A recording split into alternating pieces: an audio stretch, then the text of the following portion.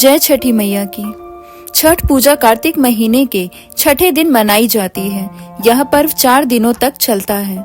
छठ पूजा को छठ, छठी, डाला छठ, डाला पूजा, सूर्य पष्ठी जैसे नामों से भी जाना जाता है। छठ पूजा सूर्य देव और उनकी पत्नी उषा को पृथ्वी पर जीवन के लिए धन्यवाद देने के लिए मनाया जाता है। चलिए जानते हैं छठ पूजा से जुड़ी कुछ खास बातें। छठ पूजा पर हम पृथ्वी पर जीवन का समर्थन करने के लिए सूर्य और उनकी पत्नी उषा को धन्यवाद करते हैं। हिंदू धर्म में हम मानते हैं कि सूर्य कई गंभीर स्वास्थ्य की स्थिति, दीर्घायु, समृद्धि, प्रगति और कल्याण सुनिश्चित करते हैं। यह विक्रम संवत में कार्तिक के महीने के छठे दिन मनाया जाता है। छठ पूजा का इतिहास जानते हैं।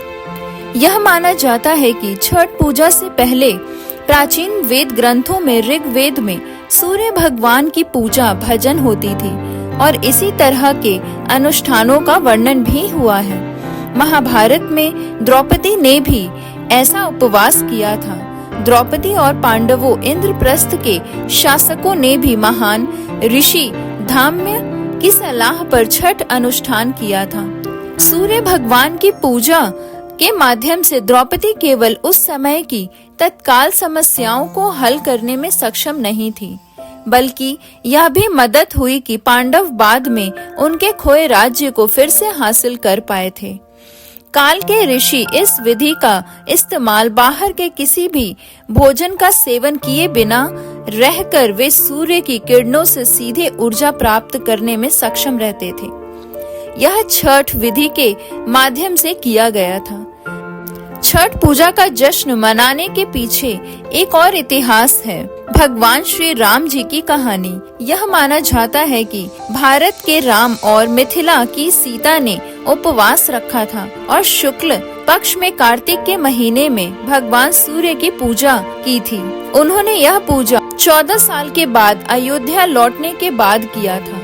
उस समय से छठ पूजा हिंदू धर्म में महत्वपूर्ण और पारंपरिक त्योहार बन गया और सीता जी की मातृभूमि जनकपुर में एक ही तारीख में हर वर्ष मनाया जाता है और बिहार के भारतीय राज्यों में भी शुरू कर दिया गया। इस त्योहार का एक अन्य अर्थ के अनुसार इस पर्व को ब्रह्मा की मानस पुत्री से जोड़कर देखा जाता है, जो इस दिन प्रकृति के छठे अंश से उत्पन्न होने के कारण उन्हें पष्ठी मैया के रूप में पूजा जाता है। उन्हें पष्ठी देवी भी कहा जाता है, जो छठी मैया के रूप में बिहार के एक क्षेत्र मिथिलांचल में अवतरित हुई थी।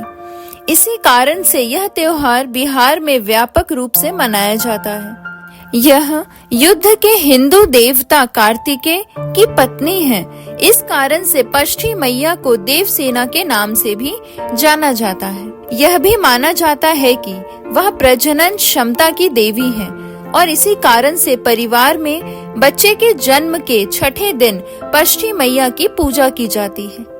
एक अन्य कथा के अनुसार पष्ठी के दिन देवी ने राजा प्रियव्रत के मृत पुत्र को पुनर्जीवित किया था। इस प्रकार राजा के आदेश पर लोगों ने पष्ठी देवी की पूजा शुरू कर दी और बाद में यह त्योहार आधुनिक छठी मैया पूजा के रूप में मनाया जाने लगा। चलिए छठ पूजा की रस्में और परंपराओं के बारे में जानते हैं। छठ स्नान और पूजा का त्योहार है। ये 4 दिनों के लिए मुख्य घर से संयम और पूजा के अलगाव की अवधि का प्रकार है। इस अवधि के दौरान पूजा पवित्रता देखने को मिलती है और जो पूजा करते हैं वे एक कंबल पर फर्श पर सोते हैं। यही केवल एक पवित्र त्योहार है जिसमें किसी भी पंडित की कोई भागीदारी नहीं होती। भक्त डूबते सूर्य को उनकी प्रार्थना पेश करते हैं और फिर अपनी महिमा मानते हुए उगते सूर्य को पूजते हैं, क्योंकि मौत के साथ ही नया जन्म शुरू होता है। यह सूर्य पूजन सबसे गौरवशाली के रूप में जाना जाता है। दूसरा दिन खरना। छठ पर्व का दूसरा दिन, जिसे खरना या लोहंडा के नाम से जाना जाता है, चैत्र या कार्तिक महीने के पंचमी को मनाया जाता है। इस दिन व्रती पूरे दिन उपवास रखती हैं। इस दिन व्रती अन्न तो दूर सूर्यास्त से पहले पानी की एक बूंद भी ग्रहण नहीं करती। शाम को चावल, गुड़ और गन्ने के रस का प्रयोग करके खीर बनाया जाता है। खाना बनाने में नमक और चीनी का प्रयोग नहीं किया जाता। इन्हीं दो चीजों को पुनः सूर्य देव को नैवेद्य देकर उसी घर में एकांत करते हैं, अर्थात एकांत रहकर उसे ग्रहण करते हैं। परिवार के सभी सदस्य उस समय कमरे से बाहर चले जाते हैं ताकि कोई शोर ना हो सके। एकांत से खाते समय व्रती किसी तरह की आवाज सुनना पर्व के नियमों के विरोध होता है। पुनः व्रती खाकर अपने सभी परिवार जनों एवं मित्रों रिश्तेदारों को वही खीर रोटी का प्रसाद खिलाती है। इस संपूर्ण प्रक्रिया को खरना कहते हैं। चावल का पिठा व घी लगी रोटी भी प्रसाद के रूप में वितरित की जाती है। इसके बाद अगले 36 घंटों के लिए व्रती निर्जला व्रत रखती है। मध्य रात्रि को व्रती छठ पूजा के लिए विशेष प्रसाद ठेकुआ बनाती है। तीसरा दिन संध्या अर्घ। छठ पर्व का तीसरा दिन, जिसे संध्या अर्घ के नाम से जाना जाता है, चैत्र या कार्तिक शुक्ल पष्ठी को मनाया जाता है। पूरे दिन सभी लोग मिलकर पूजा की तैयारियां करते हैं। छठ पूजा के लिए विशेष प्रसाद जैसे ठेकुआ, चावल के लड्डू, जिसे कचवनिया भी कहा जाता है, बनाया जाता है। छठ पूजा के लिए एक बांस की बनी हुई टोकरी, जिसे दौरा कहते हैं, इसमें पूजा के प्रसाद फल डालकर देवकारी में रख दिया जाता है।